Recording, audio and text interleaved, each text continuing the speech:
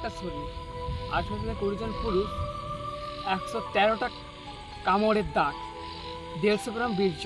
Just imagine করো, একটা সুস্থ মেয়েকে ঠিক কতক্ষণ গলা চেপে ধরে রাখলে তার চোখের মণি দিয়ে রক্ত বেরিয়ে আসে।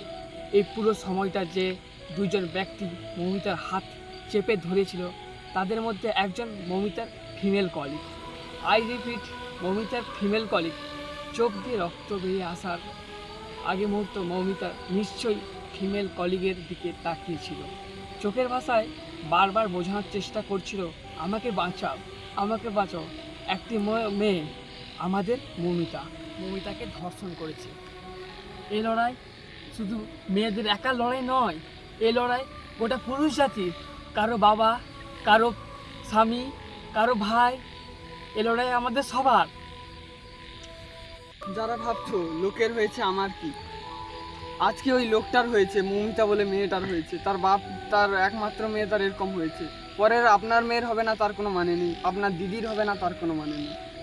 এটি মানে জানোয়ার রূপী মানুষ মাতৃজাতিকে ভোগ্য বস্তু বলে গণ্য করে এইসব যে কাণ্ড করে বেড়াচ্ছে, আমাদের একটাই কথা, আমরা তাদের শাস্তি চাই।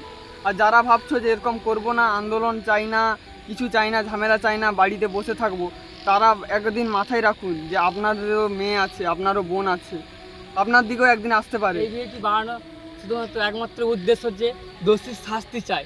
এই ভিডিওতে তোমাদের লাইকও করতে হবে না, কমেন্টও করতে হবে না, তার জন্য তোমরা একটা করে শেয়ার করে দিও, যাতে সবার মানুষের কাছে পৌঁছে যায় এই ভিডিওটি।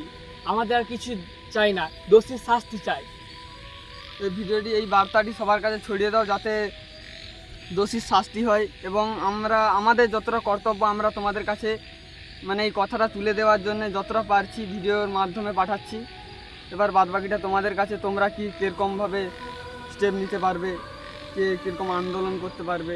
মোটামুটি আমাদের একটাই কথা, দোষীর শাস্তি চাই, এমনভাবে শাস্তি চাই যেন পরবর্তীকালে যদি এটা কেউ করারও ভাবে, তার গায়ের কাঁটা শিংড়ে উঠে যে ওই ব্যক্তির কী যাই করছিল, ওর কী হয়েছে, আমার কী হতে চলেছে।